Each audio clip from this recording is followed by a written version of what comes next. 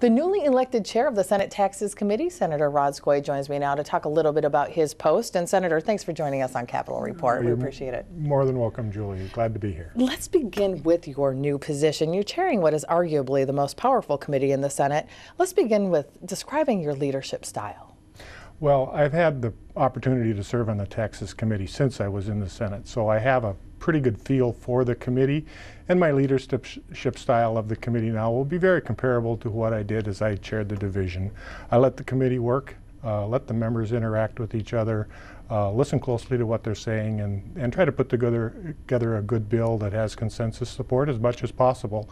And we will follow through with those type of skills again this year, hopefully, and see where we go. You know, newly elected Majority Leader Tom Bach has stated that the tax structure needs to be revised and move away from what he called a crisis management style of balancing the budget. So how much pressure do you feel as chair of this committee to help kind of move the state in this direction? Well, I think there is an opportunity to do some tax reform this year, and I think it is needed. Commissioner Franz has been traveling the state, holding town meetings around, and giving his ideas on how the tax system needs to change to more reflect the new generation that we live in. The world has changed since the last major tax reform back in the late 70s, early 70s, and we're going to revisit some of those things. Not wanting to prejudge the outcome, I think we will certainly look at all of the things that that the tax committee usually reviews, income tax, sales tax, and of course I think we need to figure out a way to lower property taxes across the state. It's going to take some different looks at things, but in order to bring balance into the revenue stream into the state, we'll have to take a look at all of those things. And let's talk a little bit about some of those revenue streams. And, you know, as you said, you don't really want to project ahead of time what will pass and what won't, but many states are going towards a sales tax on online purchases. The governor supports it, the DFL supports it. It's actually got some bipartisan support. Is that something you think might get taken up right away? Well, I don't think it'll get taken up right away. I think it'll be part of the tax package. I think the business community has asked for it. The large businesses, Best Buy, obviously would be interested in us passing that, as well as a smaller business. You know, Beagle Books on Main Street in Park Rapids was here and testified a number of years ago that this was impacting their business. So we're going to look at that. That would be a relatively small provision in the tax bill. I would think that the larger areas that we're going to look at is the balance between income and sales and property taxes, trying to move the state to a more progressive tax system, more reflective of having the taxes more reflective of one's ability to pay. And the GOP leadership has stated that it will come to the table with its ideas for how to balance the budget and move Minnesota forward as well. So do you anticipate hearing legislation from the minority party? Will you take into consideration some of their ideas? Well, I think good ideas, wherever they come from, are going to get a fair hearing. And I think if you look back at my legislative career, I've always been respectful of the minority. I've served in the minority a couple times. I came in the minority in the House. Some of my best friends as House members were members of the other party. We worked well together on a number of pieces of legislation. I've never really cared who got credit for the idea, just as long as it was a good idea and got to move forward.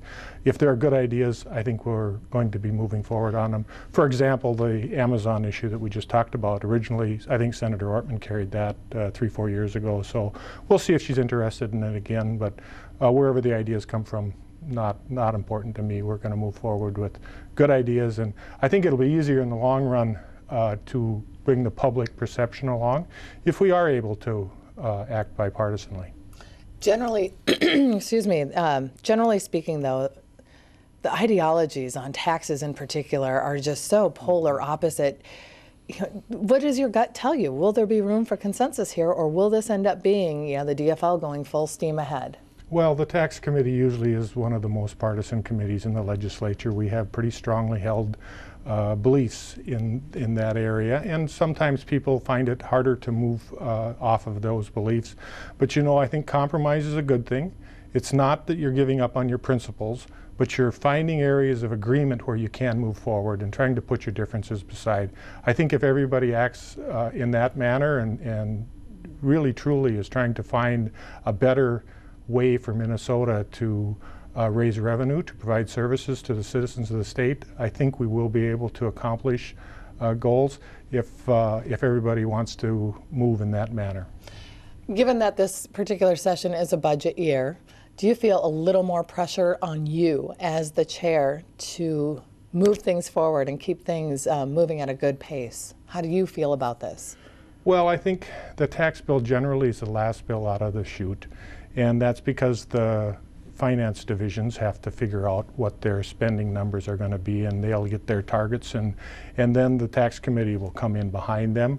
Now, that doesn't mean we're not going to be working from the get-go on issues, and I'm sure that Senator Rest is going to be active in the tax reform division, and we're going to be doing a lot of hearings on issues of importance to that area while we start out.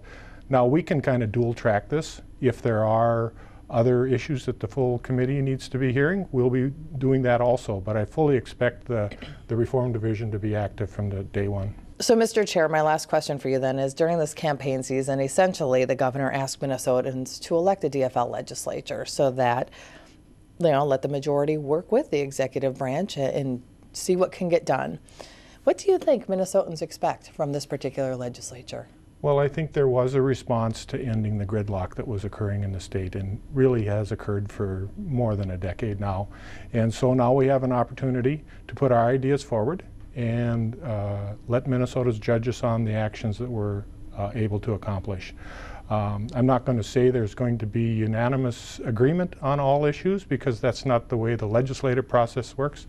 And the governor's one person, he can put forward his ideas and his budget on his own. The legislature is 201, 67 senators, takes 34 to pass a bill. So we're going to be a little broader in our approach to be more inclusive, to bring more ideas into the picture.